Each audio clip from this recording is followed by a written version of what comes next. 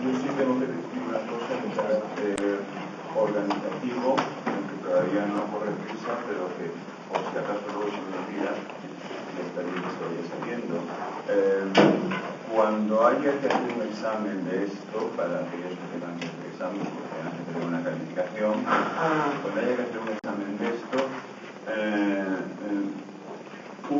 exactamente una semana antes de la fecha que esté señalada para el examen, o de la fecha en la que vaya a tener lugar el examen, pondré en la puerta de mi despacho un papel en el que habrá alguna información que puede ser relevante o que puede ser interesante para digamos, los últimos toques de la preparación del examen. ¿Está claro? No es que sea imprescindible para poder hacer el examen, pero sí es recomendable pasarse por allí y mirarla, ¿no? ¿De acuerdo? ¿Cuál es su despacho? ¿Dónde está? En la torre C, piso tercero, saliendo del ascensor hacia la derecha. Bueno, torre C, piso tercero, saliendo del ascensor hacia la derecha. Repito, o sea, una semana antes de la fecha del examen pondré un papel allí en el que habrá alguna información que pudiera ser relevante para los últimos toques de preparación del examen, no para la preparación del examen en general, que eso se supone que es todo el curso, ¿no? Pero sí, digamos, para los últimos minutos, ¿no? Para la mentalización más bien, ¿no? Entonces, bueno, pues se recomienda pasar por ahí y mirarlo. Como fácilmente veréis, es información que no se podría dar un mes antes o 2 meses antes, ¿no? Entonces estropearía la dinámica del examen, ¿está claro? Por eso se hace eso de darla una semana antes, que ya no estropea nada, y sin embargo pues ayuda a evitar los factores puramente aleatorios o de suerte, ¿no?, que pueden caer en la realización. ¿De acuerdo? Una semana antes en la puerta del despacho. Una semana antes de la fecha que esté por ahí señalada para el examen.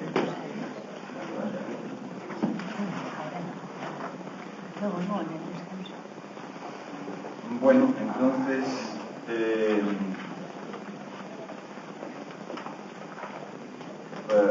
siguiendo con lo que estábamos,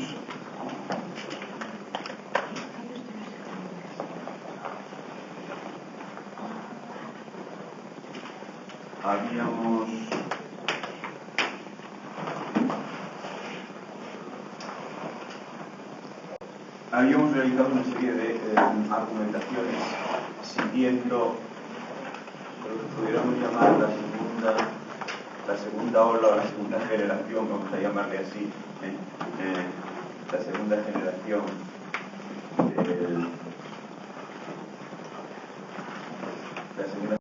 del idealismo, de la vida de Fichte. Habíamos hecho una serie de argumentaciones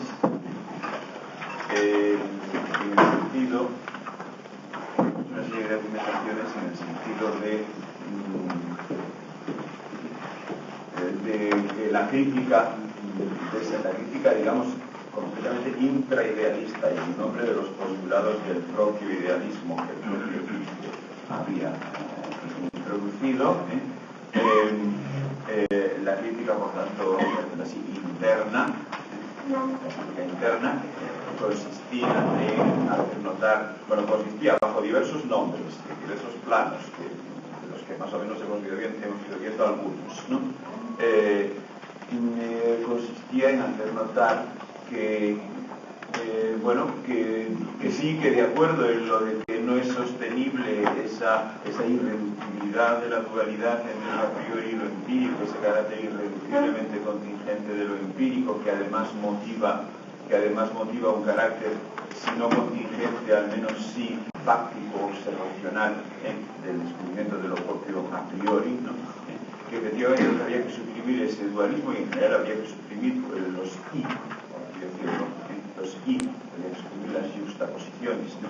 Había que suprimir las juxtaposiciones de elementos para convertir todo en una génesis ininterrumpida, en la cual, pues, digamos, de cada paso se sigue necesariamente el siguiente, o sea, no hay que descubrir algo nuevo, o observar o constatar algo nuevo en cada capítulo, ¿no? De cada paso se sigue necesariamente el siguiente. Naturalmente esto plantea el problema del comienzo, por eso hablábamos de un puñetazo en la mesa, a propósito de Fichte, ¿no? Pero bueno, sí había un comienzo, sí había un comienzo. Bueno, que de acuerdo con esto, en la crítica, en la segunda oleada, en la segunda generación del idealismo,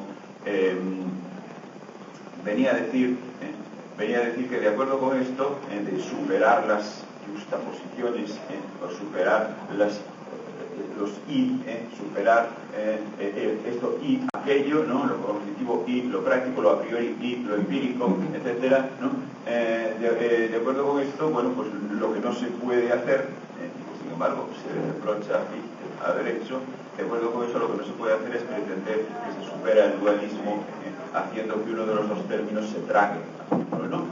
O sea, incluyendo en uno de los dos términos el otro.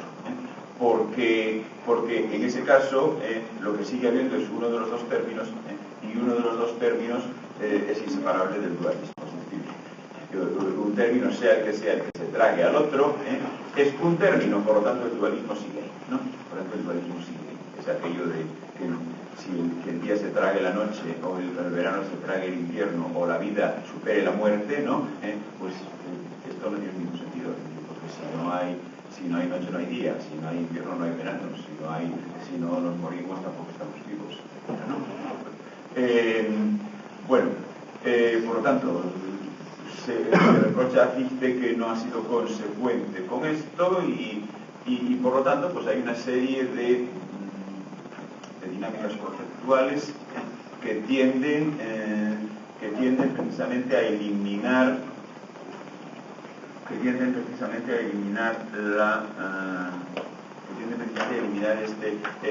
este carácter unilateral del planteamiento.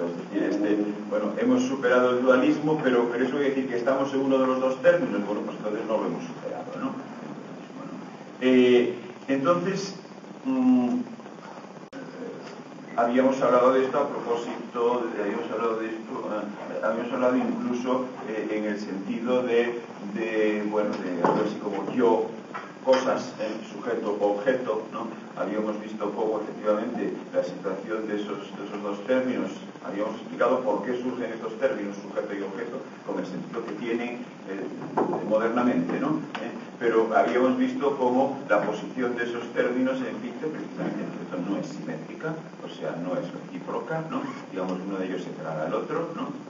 Uno de ellos se traga al otro, y entonces estamos dando motivos para la crítica que se acaba de indicar, mientras que habíamos visto que en Schelling se pretende que no es así, ¿no? Naturalmente también podría haber una respuesta por parte de Fichte, ¿no? Pero en Schelling se pretende que no es así, se pretende, es decir, no me estoy pronunciando acerca de si realmente no es así, ¿no?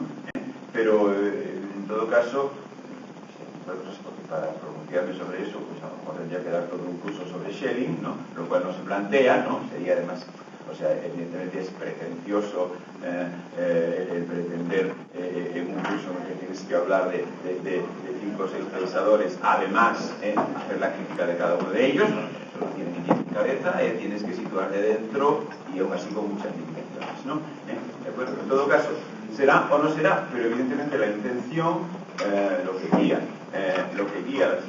los pasos de Schelling es precisamente el superar esa unilateralidad que encuentra. Por lo tanto, el ser, digamos, más idealista o más consecuentemente idealista que Fichte, claro está, porque es el superar esa dualidad de la que hemos hablado, pero superarla de verdad, o sea, hacer una superación y no una pseudo-superación, ¿no? Bueno, entonces, bueno, habíamos visto esto por lo que se refiere a la disimetría de la relación sujeto-objeto en Fichte y la pretendida superación de esa disimetría en Schelling. por aquello de que en el fenómeno autoposición, que efectivamente sigue estando al comienzo, sigue siendo, si queréis, el puñetazo en la mesa inicial, en ese fenómeno autoposición, en ese fenómeno autoposición, la autoposición no es el yo frente al objeto, o sea, el objeto no es lo que queda fuera, lo que se niega en esa autoposición del sujeto, sino que en esa autoposición los dos términos ponente y puesto de la autoposición son ya el sujeto y el objeto, son ya el sujeto y el objeto, ¿no? Y por lo tanto el sujeto y el objeto han de ser en el fondo lo mismo, en el fondo lo mismo, han de ser en el fondo lo mismo. En la autoposición pues hay ya ponente y puesto. Lo único que pasa es que es auto, porque el ponente y el puesto son lo mismo, ¿no? Pero hay ponente y puesto, ¿no? Bueno, pues eso es ya sujeto y objeto, ¿no? Eso es ya sujeto y objeto, y por lo tanto decíamos que sujeto y objeto es en el fondo lo mismo, y por lo tanto aquí ninguno de los dos términos es lo de jure suprimible, como veíamos que sí que era el objeto en Fichte, ¿no? Decíamos era en Fichte lo nunca suprimido, efectivamente lo nunca suprimido, pero nunca suprimido precisamente porque el propósito de suprimirlo no tiene tampoco ningún límite absoluto, ¿no? O sea, siempre se puede seguir adelante en aquella pretensión de, digamos, dominio, de capacidad de producir y suprimir lo otro, ¿no? La cosa, ¿no?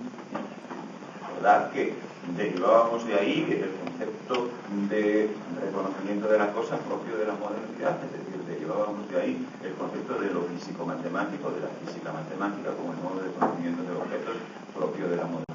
O sea, es ese modo de conocimiento de objetos en el que el objeto es suprimible en el sentido de que no hay ningún límite absoluto en cuanto a la posibilidad de eliminar la independencia del objeto, de convertirlo en algo que podemos de convertir en algo que se puede suprimir o producir a voluntad, ¿no? Bien, esto no será así en Schelling. Schelling considera, digamos, por decirlo así, el objeto como tan autónomo como el sujeto, entre otras cosas porque se ha de poder reconocer que en el fondo son lo mismo, han de ser objeto en el sentido de tema en este caso, han de ser tema de tratamientos diferentes, el uno y el otro, de tratamientos diferentes, de tratamientos igualmente autónomos, ni el uno es una exigencia del otro, ni el otro es una exigencia del uno, o en todo caso lo son, pero recíprocamente, es decir, aquí sí que hay simetría en la relación de dependencia del uno respecto al otro, lo son recíprocamente, entonces cada uno por tanto es tan autónomo como el otro, entre otras cosas porque cada uno es todo, puesto que en el fondo son lo mismo, ¿no?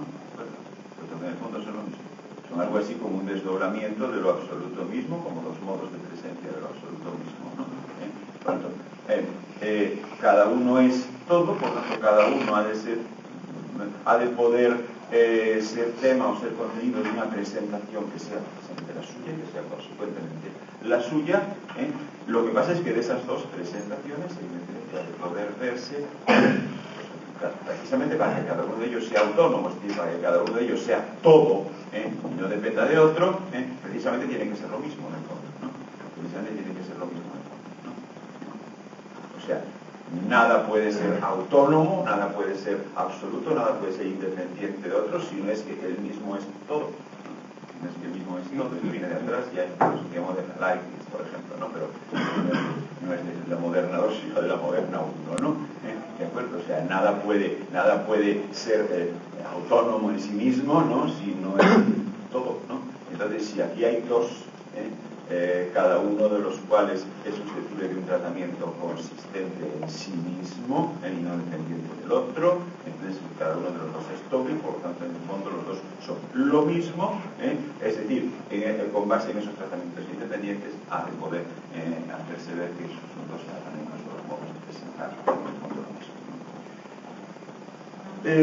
Bueno, esto naturalmente digamos se tiene que hacer, es decir, Schelling tiene que desarrollar esas dos caras de eso que sigue llamando la filosofía, pero que ya vimos ayer que ese nombre en este momento es problemático, y vimos por qué, ¿no? Esas dos caras de la filosofía, o del saber, que queráis llamar, ¿no? Tiene que desarrollar esas dos caras del saber, y el modo de desarrollarlas sí que es muy problemático, incluso dentro del propio Schelling, es decir, que no es siempre el mismo. No no es siempre el mismo, pero y por tanto pues sí que ahí se podía distinguir, no una evolución del punto de vista general, ya que el punto de vista general es siempre el mismo, el punto de vista es siempre el mismo, ¿no? Pero sí evidentemente muchas etapas y etapas muy complicadas en cuanto a la manera de hacerlo, ¿sí? Porque sí pretende hacer esas dos cosas que he dicho, que llamé ayer, le llamé como les llama Schelling, o sea, por una parte filosofía trascendental, por otra parte filosofía de la naturaleza, eso sí, del sujeto y del objeto, ¿no? Y además expliqué por qué venían aquí a cuento estos dos nombres, de trascendental y de la naturaleza, ¿no? Bueno, sí pretende desarrollar esas dos digamos, presentaciones, ¿no? Sí pretende desarrollar esas dos filosofías, ¿no? Esas dos filosofías. En la manera de desarrollarlas sí que hay una considerable evolución, porque y sí que hay una considerable problematicidad en cuanto al modo de hacerlo, ¿no? O sea, eso sí que requeriría incluso algo más que todo un curso sobre Schelling, el seguirlo en los detalles, ¿no? El seguir el cómo, ¿no? El seguir el cómo. No obstante, el proyecto es ese que he dicho, y en todo caso sí lo que no podemos es pasar adelante sin decir, al menos, aunque no intentemos ni siquiera desarrollar alguno de los intentos, ¿no? Alguno de los intentos de Schelling de pasar a la sistemática concreta de esas dos filosofías, ¿no? Sí tenemos que decir algo al menos acerca de los aspectos generales que precisamente porque he dicho que el planteamiento general, la pretensión general se mantiene en todo Schelling, o sea que eso sí que no cambia, cambia la manera de realizarlo, pues aspectos por tanto tenemos que ver que tampoco cambian, que se mantienen en todo Schelling. Por ejemplo, algo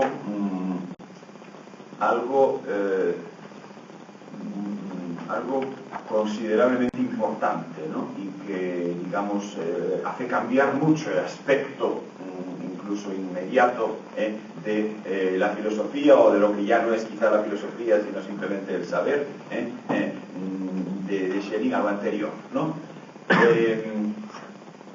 Vamos a ver, si hemos dicho que uno de los nombres de esa dualidad que ya Fichte pretendía superar, solo que Schelling hace una crítica en el sentido de que esa superación no es consecuente, etcétera, lo que hemos visto en los primeros minutos de esta misma clase, ¿no? Uno de los nombres de esa dualidad a superar es precisamente la de la forma y el contenido, lo de lo a priori y lo empírico, ¿no? Lo de lo a priori y lo empírico.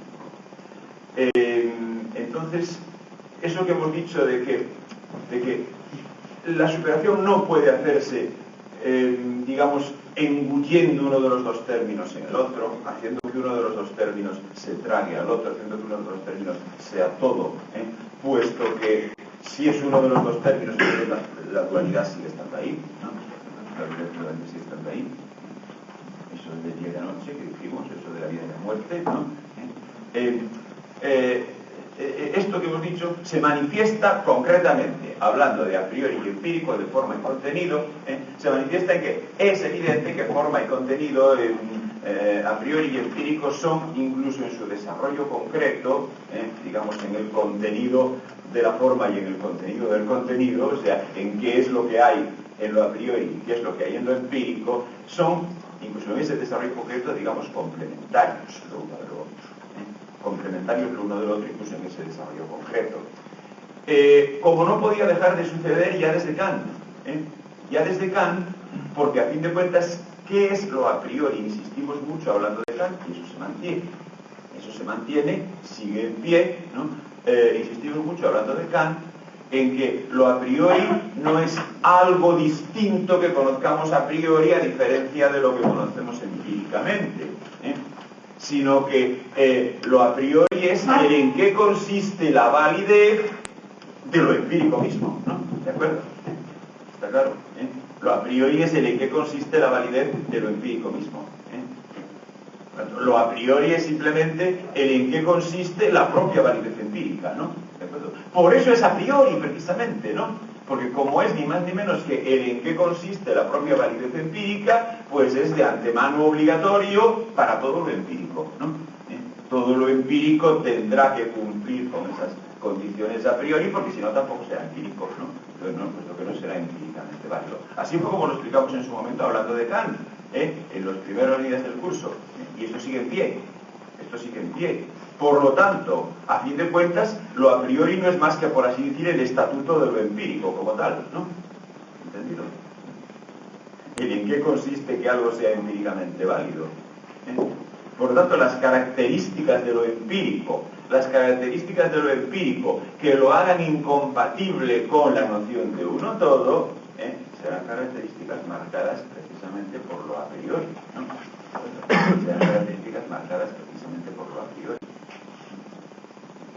Es aquello de, cuidado, hay que tener mucho cuidado cuando decimos a priori empírico, parece que lo empírico quiere decir los hechos, y entonces que lo a priori sería algo que estaría al margen o independientemente de el reconocimiento empírico de cuidado, o sea, no hay hechos, eso de los hechos es una tontería, evidentemente, no hay hechos, o sea, porque siempre hay un qué se exige de algo para considerarlo como un hecho dado, ¿no?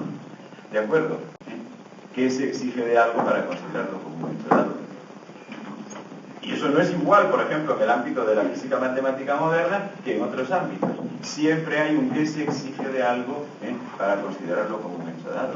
Hay las crónicas de nuestra contemporaneidad, no estoy hablando en este caso ni de antiguo ni siquiera de gente del siglo XIX, las crónicas cuentan aquello del profesor que una vez estaba hablando en su clase de que algo es un hecho, ¿no? Esto es un hecho, ¿no? Un hecho, además de hecho empírico, constatable, visible, y entonces algún alumno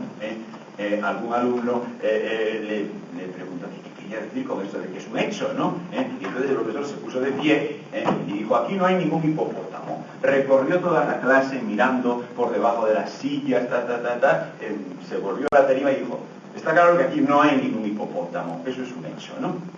Bueno, no, o sea, absolutamente la incredulidad del alumno estaba fundamentada por lo siguiente, o sea, si en ese momento en que se volvió hacia los alumnos para decir aquí no hay ningún hipopótamo, a ese profesor se le hubiese instantáneamente constituido ante los ojos un hipopótamo, no hubiera cambiado de opinión, o sea, instantáneamente se le hubiera constituido ante los ojos, así de golpe y porrazo, ahí en el aire, ¿no? Un hipopótamo, el profesor en cuestión, evidentemente, no hubiera cambiado de opinión sobre cuáles son los hechos, sino que lo que hubiera hecho hubiera sido preocuparse por su propio estado de salud mental, ¿no? O sea, claro, es decir que no es verdad, o sea, eso de que hay el hecho constatable, no. Hay unas condiciones de en qué consiste la validez de una constatación, ¿no? ¿De acuerdo? ¿En qué consiste la validez de una constatación, ¿no? A fin de cuentas, eso ya fue lo que empleamos aquí el primer día de clase, cuando dijimos aquello de que, bueno, si yo ahora de repente me encuentro en Groenlandia, pues asumo que, o que me he dormido, que he despertado de un sueño, no asumo que estoy en Groenlandia, ¿no? ¿De acuerdo? Porque resulta que Groenlandia, junto con el tiempo que ha pasado, junto con estar ahora aquí, junto con lo que sé de la tecnología del nivel tecnológico de los transportes en este momento, pues todo eso junto no encaja, ¿no? Y no encaja, ¿qué quiere decir no encaja? Pues que hay unas reglas que determinan qué encaja con qué y qué no encaja con qué no, ¿de acuerdo? Entonces hay unas condiciones de admisibilidad de algo como constatación, ¿no? Bien, entonces,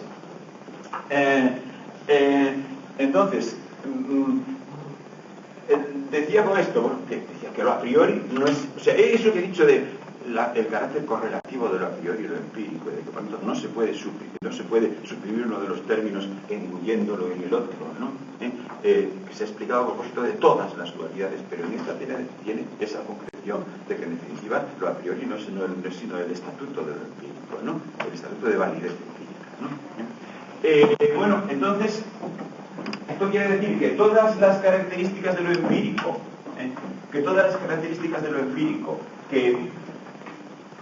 que lo hacen, digamos, todas las características de lo empírico que lo hacen no compatible con la noción de uno todo, y que ya hemos descrito con anterioridad, es decir, efectivamente lo empírico es esto y aquello y aquello y aquello y lo demás allá. Lo empírico es un perpetuo y, ¿no? Una perpetua juxtaposición, adición de cosas, ¿no? Lo empírico es, por lo tanto, mera suma, mero uno y otro, ¿no? Por lo tanto, precisamente por eso en Kant no había noción de totalidad, ¿no? No había noción de totalidad, ¿no?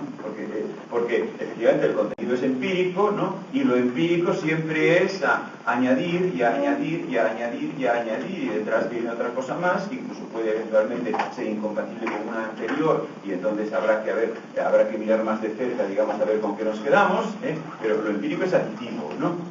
En ese sentido de añadir una cosa y otra y otra y otra y otra, ¿no? Bien, precisamente por eso, pues,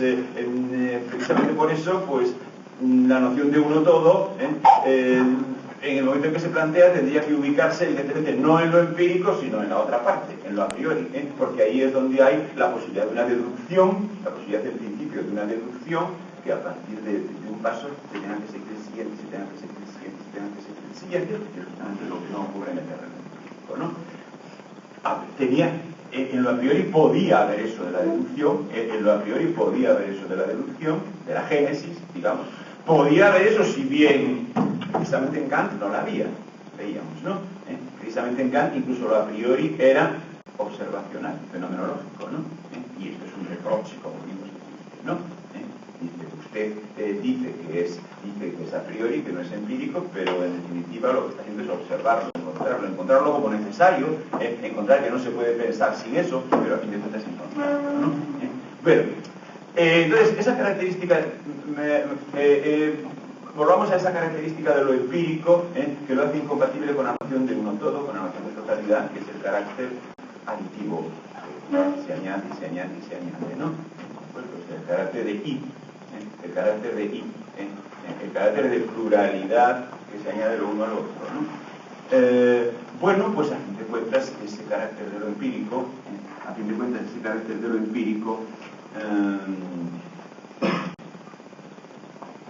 viene exigido por lo a priori mismo, viene exigido por lo a priori mismo. Hemos dicho que lo a priori no es sino el estatuto de lo empírico, lo hemos dicho hace un minuto. Por lo tanto, todo aquello que sea característica general de lo empírico tendrá que venir de lo a priori, ¿no? Todo aquello que sea característica general de lo empírico tendrá que venir de lo a priori. Y efectivamente viene de lo a priori. Viene de lo a priori porque a fin de cuentas eso de que tenga que ser lo uno y lo otro y lo otro y lo otro y lo otro, pues es ni más ni menos que lo que en su momento dijimos de que todo lo a priori está bajo las condiciones de espacio y tiempo, ¿no? Espacio y tiempo no son más que eso de la sucesión de puntos, de instantes, lo uno y lo otro y lo otro y lo otro y lo otro, y además eso lo argumentamos en su momento para argumentar que no podía nunca ser total el contenido. ¿Por qué? Porque está en el tiempo y en el espacio, y eso quiere decir que siempre tiene algo más allá y más acá y antes y después, etcétera, ¿no? Por lo tanto, ese carácter aditivo, ese de y, que es el carácter de lo empírico, a fin de cuentas está marcado por lo a priori, ¿no? Está marcado por lo a priori. Digamos, ¿no? Ilustración de nuevo de que son términos correlativos. Son términos correlativos y por lo tanto que no se puede eliminar la dualidad sin eliminar ambos. Que no se puede eliminar la dualidad sin eliminar ambos.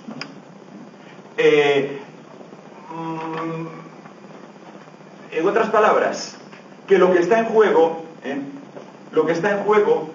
no es lo que está en juego en el planteamiento de Schelling, otra cosa es cómo lo resuelva Schelling, y eso es más problemático, pero lo que está en juego en el planteamiento de Schelling es, digamos, la propia noción de experiencia, la propia noción de experiencia, que, digamos, viene de Kant, y que es la misma que está también, de la propia noción de experiencia, ¿no? En la experiencia están las dos cosas, digamos, el contenido de la experiencia, que eso es lo empírico, y el estatuto de la experiencia como tal, es decir, en qué consiste que algo sea una experiencia, en vez de ser, por ejemplo, una alucinación, etcétera, etcétera, ¿no? ¿De acuerdo? El estatuto de hecho, que hemos hace un momento. En la experiencia están las dos cosas. En la experiencia está cuál es el contenido de la experiencia en cada caso y cuáles son las condiciones de las cuales algo se reconoce o no se reconoce como efectiva experiencia, ¿no? Lo del hipopótamo de Plato, ¿no? O lo de me despierto y estoy en Groenlandia, ¿no? Bien, entonces, ambas cosas están en la noción de experiencia y ambas cosas son correlativas la una de la otra, ¿no? Entonces, no se puede suprimir uno de los términos sin suprimir también el otro, no se puede suprimir la noche sin suprimir el día, y eso quiere decir que lo que está en cuestión,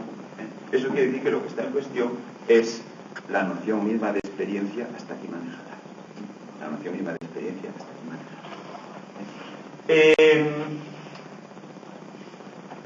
Bueno, y efectivamente esa noción de experiencia hasta aquí manejada es una noción de experiencia condicionada. Es una noción de experiencia de algún modo filtrada a través de algo. No es eso que podríamos llamar la experiencia ingenua, inmediata, que lo es para cualquiera, ¿no? ¿De acuerdo?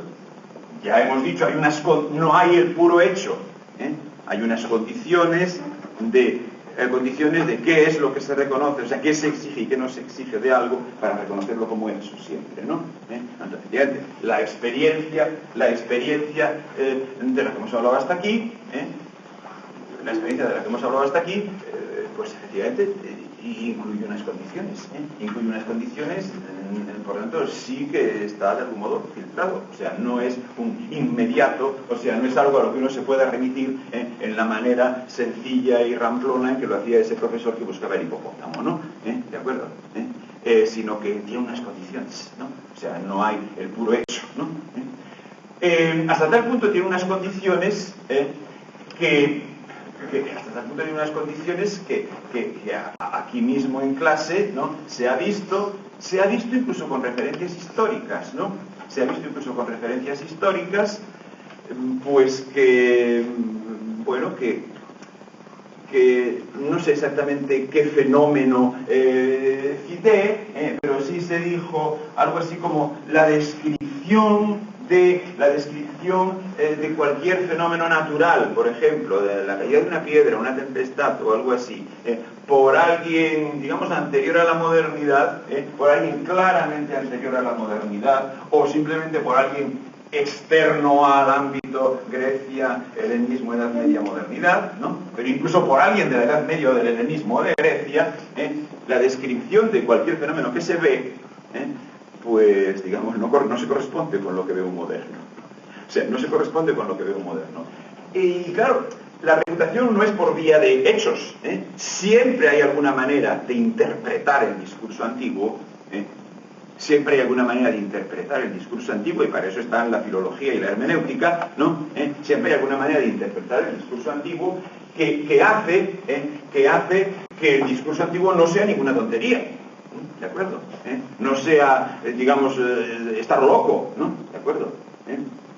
O sea, esos historiadores, supuestos historiadores de la filosofía, que cuando hacen la historia asumen que es que los antiguos decían tonterías, no, que va, no decían ninguna tontería y no eran, por término medio, ni más ni menos listos que nosotros, ¿no? ¿De acuerdo? Bueno, lo que pasa es que, digamos, ciertas condiciones, eso que hemos llamado condiciones de la posibilidad de la experiencia, condiciones constitutivas de qué se exige de algo para considerarlo como experiencia, ¿no? Ciertas condiciones, pues, digamos, no estaban todavía operando. ¿No? Por otra parte, a esto difícilmente nos puede pillar de nuevas aquí, puesto que hemos relacionado ya la noción de conocimiento de Kant, noción de conocimiento que además luego es asumida, explicada de otro, digamos, situada en otro punto del sistema, pero la noción de conocimiento es la misma en Fichte, ¿no? ¿De acuerdo? La noción de conocimiento es la misma en Fichte, lo que pasa es que Fichte pretende ese conocimiento derivarlo de lo práctico, por la vía de que lo práctico implica la suprimibilidad del objeto y por tanto su calculabilidad y todo aquello que dijimos, ¿no? ¿De acuerdo? Pero es la misma la noción de conocimiento, y esa noción de conocimiento pues la hemos identificado tanto la de Kant como la de Fichte, la hemos identificado con la física matemática. La hemos identificado con la física matemática, y luego lo llama ciencia de la... Ciencia en general o ciencia de la naturaleza, depende de qué lengua estemos hablando. Los alemanes tienden a decir, a añadirse, pero de Naturwissenschaft, ¿no? Pero bueno, en todo caso es digamos, el paradigma de la ciencia en el sentido moderno habitual de la palabra, en el sentido habitual de esta palabra en las lenguas modernas, ¿no? ¿De acuerdo? Bueno, pues el conocimiento lo hemos identificado con la física matemática, precisamente en un momento de nuestra marcha, en el cual hemos encontrado que es que en efecto la física matemática se define como tal por la obviedad de ciertos postulados que sin embargo no eran obvios antes, ¿no? Que sin embargo no eran obvios antes. Y esto lo hicimos precisamente para relacionar esos postulados con la forma kantiana, la forma del conocimiento kantiana, la forma de la experiencia kantiana, que luego es asumida por Fichte como postulado de la suprimibilidad, o sea, de la calculabilidad y por lo tanto de la productibilidad, suprimibilidad del objeto, ¿no? Eso, que es lo que en principio asumimos como la experiencia del conocimiento, pues depende de determinadas condiciones. Es decir, no es, digamos, un primario absoluto, es demasiado fácil dar como explicación de esto el que cómo puede ser un primario absoluto algo que no empezó a ver hasta finales del siglo XVI, que es que los hombres de antes eran tontos, ¿no? Pero esto es demasiado fácil, por eso no se puede, o sea, decirlo así es demasiado fácil, ¿no? Porque parece que es simplemente dar por supuesto que los antiguos no eran tontos, lo cual es un supuesto razonable, pero no deja de ser un supuesto, ¿no? Entonces, lo hemos hecho de otra manera, no nos hemos limitado a esta constatación histórica, ¿no? Sino que lo hemos hecho de otra manera y el debate lo hemos hecho de otra manera siguiendo a Kant y a Fichte, puesto que Kant y Fichte nos han hecho ver que efectivamente eso que llamamos el conocimiento tiene unos supuestos.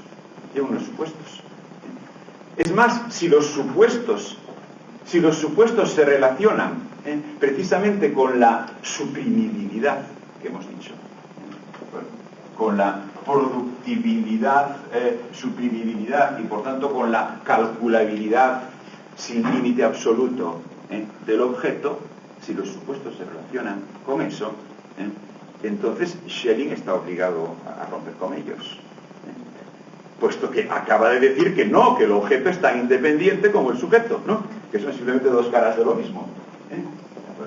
Schelling está obligado a romper con ellos. Otra cosa es hasta qué punto lo hace consecuentemente. Cuidado. En esto no me comprometo. Sobre esto para discutir esto habría que hacer un curso sobre Schelling, ¿no? ¿De acuerdo? Para discutir esto habría que hacer un curso sobre Schelling. ¿Hasta qué punto eso que está obligado a hacer y que él mismo reconoce que está obligado a hacer, lo hace consecuentemente? ¿De acuerdo? Es decir, hasta qué punto, por ejemplo, la filosofía de la naturaleza de Schelling efectivamente es distinta e independiente o es realmente otra cosa que una asunción de la física matemática, ¿no? ¿De acuerdo? En todo caso, debe ser, evidentemente. Debe serlo, es decir, el punto de vista de Schelling exige que lo sea, ¿no? Puesto que hemos visto el conocimiento moderno de las cosas, el conocimiento moderno de objetos, o sea, la física matemática, tiene unos supuestos. Estos supuestos, si hemos seguido a Kant y a Fichte, pues inevitablemente los estamos relacionando en estos momentos con eso de la suprimibilidad, etcétera, ¿no? ¿De acuerdo? Y eso es precisamente lo que Schelling pretende que no ocurra. Eso es lo que Schelling pretende que está vinculado a los dualismos esos de lo a priori y lo empírico. Ya acabamos de ver hace un momento que todo lo que tiene de particular lo empírico y que precisamente lo descalifica para ser totalidad, en realidad es el estatuto de lo empírico como tal y por lo tanto es lo a priori. Vamos a ver. Que eso del uno y otro, a fin de cuentas son el tiempo y el espacio, incluso las categorías, puesto que las categorías de las que hablamos, causalidad, sustancia, pues implican efectivamente que haya otro después, ¿no? Bien, entonces, evidentemente, de algún modo se tiene que buscar un modo de algo así como experiencia, pero que no sea la experiencia, en el sentido de la física matemática. ¿Está claro? que no sea la experiencia esa de la que nos han hablado Kant. Experiencia que tiene unos determinados supuestos. Cuidado, que tiene unos determinados supuestos y por supuesto Schelling reconocería que siempre tendrá unos determinados supuestos. Lo que pasa es que Schelling dirá que esos supuestos no pueden ser algo relacionado con una presunción de suprimibilidad o de controlabilidad o de dominabilidad. ¿De acuerdo? O sea, no es que ahora Schelling pretenda descubrir los verdaderos hechos. No es que ahora Schelling pretenda descubrir cómo se sabe si realmente hay un hipopótamo o no. Bueno, no. Él reconocerá que efectivamente eso sigue dependiendo de condiciones, ¿no? De condiciones que se asumen sobre qué exigimos de algo para considerarlo constatado, ¿no? Para considerarlo hecho. Lo que pasa es que las condiciones evidentemente no podrán ser esas que hemos visto con Kant y Fichte, puesto que esas nos han conducido por ese camino, Kant-Fichte, Fichte asumiendo a Kant, nos han conducido precisamente a la anulación del objeto como independiente, ¿no? La anulación de eso que Schelling pretende llamar la naturaleza cuando dice la filosofía de la naturaleza. También se le llama así en Kant y Fichte, significa el objeto de la física matemática, el mundo de la física matemática y por tanto lo indefinidamente controlable y por lo tanto suprimible, ¿no? Bueno, no podrá ser eso, por lo tanto habrá de buscarse un reconocimiento de cosas, si queréis llamarle una experiencia, pero una experiencia que no sea la experiencia en el sentido de la crítica de la razón pura y por lo tanto en el sentido de Fichte después, o sea, que no sea la experiencia en el sentido científico moderno del término, no sea la experiencia en el sentido científico moderno del término. Bueno, entonces ya sabemos, ya tenemos una idea, porque hemos hablado de ello, hablando de Kant y de Fichte, precisamente, sobre todo hablando de Fichte, en el que quiero decir ahora, pero Fichte ahí se apoya efectivamente en Kant, ¿no? Ya sabemos que vamos a ver, ya sabemos que efectivamente hay unos supuestos en la experiencia, en el sentido de la ciencia, en el sentido de la física matemática, en la experiencia moderna, hay unos supuestos, y que esos supuestos se han relacionado en algún momento con eso que hemos llamado, vamos a decir ahora, simplemente la calculabilidad, que tiene que ver con lo de la suprimibilidad, la probabilidad y esas cosas, se relaciona con la calculabilidad, es decir, con la exigencia de que no haya límite absoluto a la posibilidad de expresar lo empírico en términos de operaciones matemáticas, ya lo hemos dicho un montón de veces, ¿no? Eso efectivamente es característicamente moderno, ¿no? Viene ya por ejemplo de Descartes, ¿no? Seguramente os suena algo, aquello de que algo, la diferencia entre dos colores o entre dos matices de color, dice Descartes, ya habrá sido perfectamente conocida, cuando hayamos conseguido, mediante la acumulación de experiencias o mediante el procedimiento que sea, ¿no? Pero que implicará siempre acumulación de experiencias, ¿no? hayamos conseguido traducir esa diferencia entre dos colores, ¿no? Pues a algo del mismo tipo que la diferencia entre dos sistemas de ecuaciones algebraicas o entre dos sistemas de figuras geométricas, ¿no? ¿De acuerdo? Cuando hayamos conseguido traducir esa diferencia en algo así, entonces habremos conocido los colores. Conocido en el sentido de conocer que vale en Fichte, por ejemplo, ¿no? ¿De acuerdo?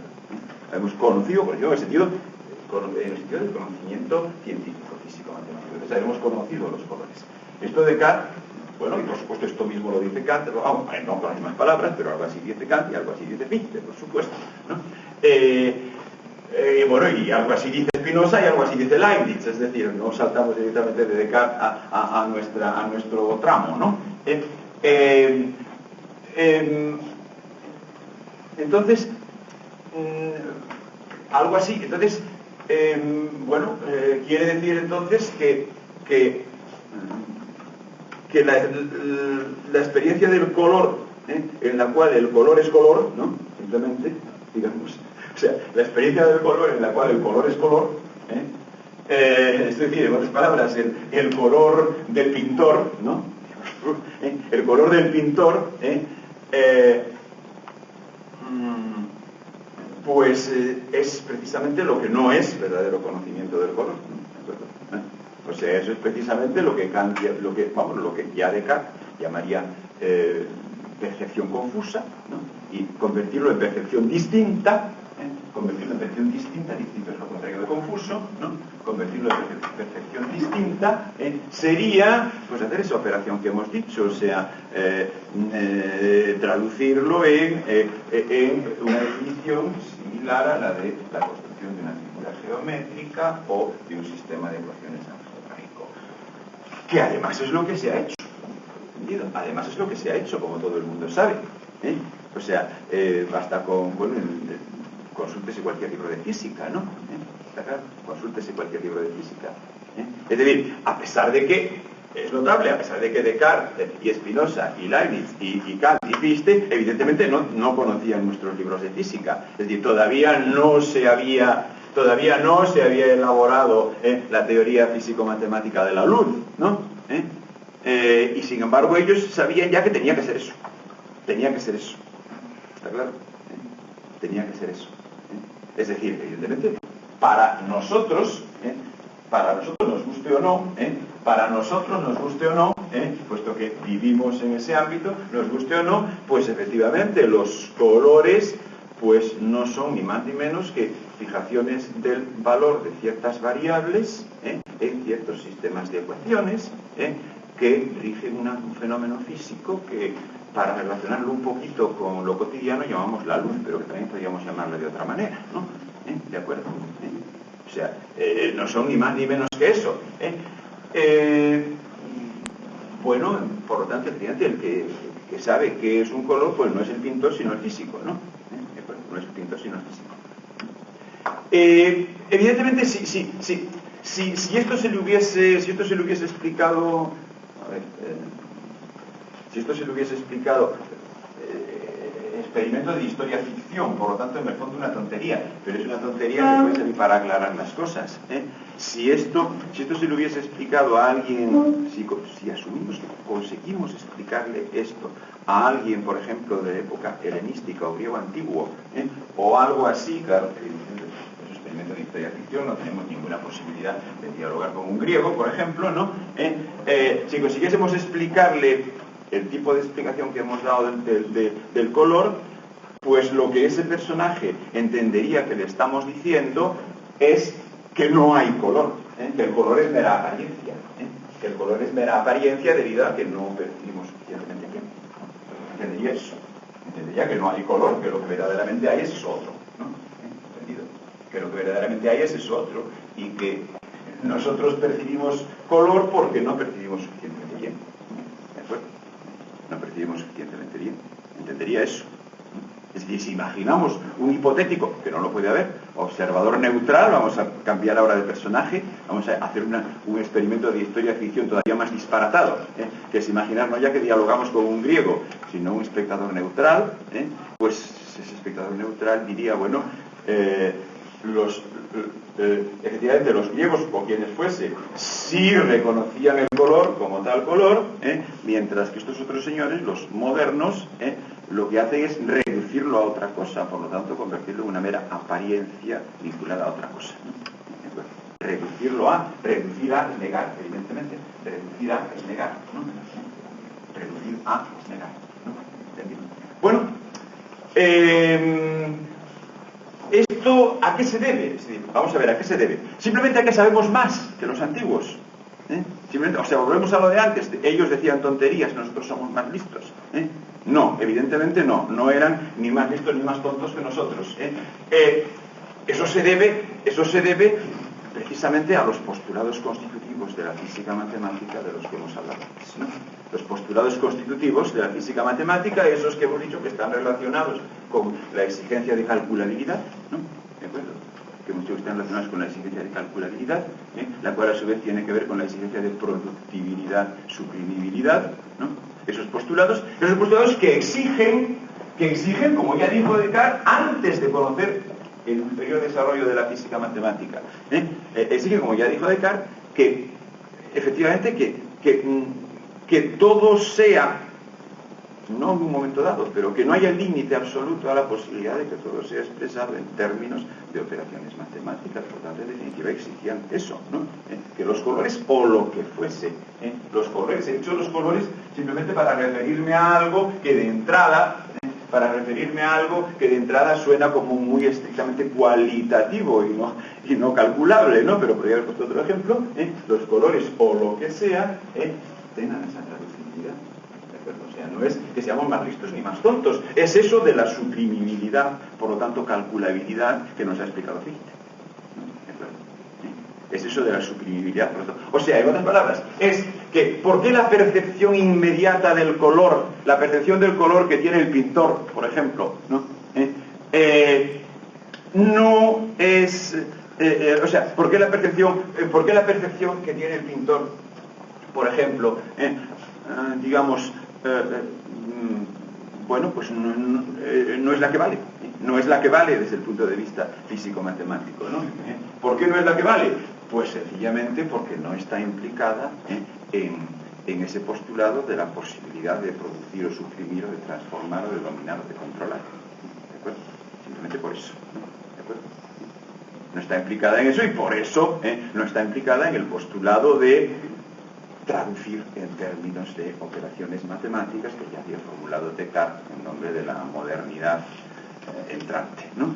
De la modernidad, en nombre de la modernidad en sus comienzos. Bueno, entonces, bueno, pues evidentemente Schelling está obligado, si ha de cumplir con lo que promete. Y digo, no voy a entrar en la discusión de hasta qué punto es consecuente en ello, hasta qué punto lo hace, pero efectivamente está obligado a ponerse, a situarse en una, si queréis llamarle experiencia, si no queréis llamarle, bueno, en una presencia de las cosas, ¿no? En un tipo de presencia de las cosas, que no tenga ese condicionamiento por el postulado de calculabilidad, de suprimibilidad, etc. En otras palabras, Schelling está obligado a respetar los colores del pintor, para entendernos. Está obligado a respetar los colores del pintor, si realmente quiere ser consecuente con lo que ha prometido. ¿De acuerdo?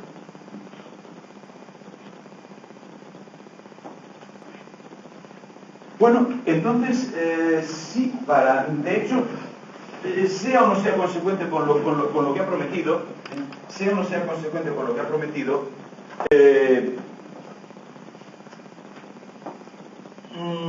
en todo caso, sí es verdad que si hasta ahora resulta que todo el mundo lo que ha hecho ha sido echar mano de Kant para hacer lo contrario que Kant en algunos casos, pero echar mano de Kant, ¿no? Pues efectivamente Schelling también echa mano de Kant, pero de un capítulo nuevo de Kant, del que hasta ahora no habíamos echado mano para explicar a otro autor, ¿no? Schelling echa mano de un capítulo nuevo de Kant que sí tiene algo que ver con la cuestión, que sí tiene algo que ver con esa cuestión de respetar los colores del pintor, que sí tiene algo que ver con esa cuestión en el sentido siguiente. Vamos a ver. Eso de que, bueno, en el sentido siguiente, que vamos a ver, pero que lo vamos a ver después de haber hecho la reglamentaria pausa, ¿no? ¿De acuerdo?